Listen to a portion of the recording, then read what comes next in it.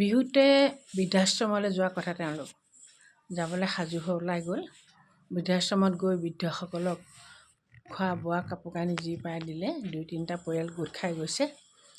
তাত গৈ বৃদ্ধসকলক তেনেকৈ দেখি আহি পেলাই জীয়েকে মাকক ক'লে, মা ইয়াত যে আইতাসকল আছে, ককাসকল আছে, তোমালোকে যে তেওঁলোকক জলপান দিছা, পিঠা দিছা, কিয় তেওঁলোকৰ নিজৰ ঘৰ নাই নেকি?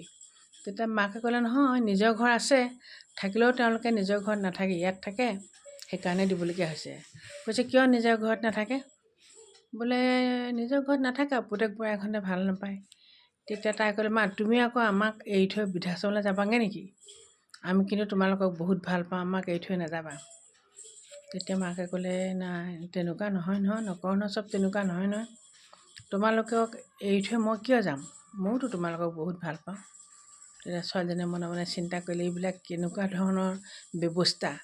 বুঢ়া হ'লেই মাক দেউতাকক কিয় আঁতৰাই থ'ব লাগে? এই কথাটোৱে তাই চিন্তা কৰি থাকিল আৰু শেষত গৈ মাকক ক'লে, মা এনেকুৱা কথা হোৱাটো ভাল নহয়, নিজৰ ঘৰত থকাটোহে ভাল।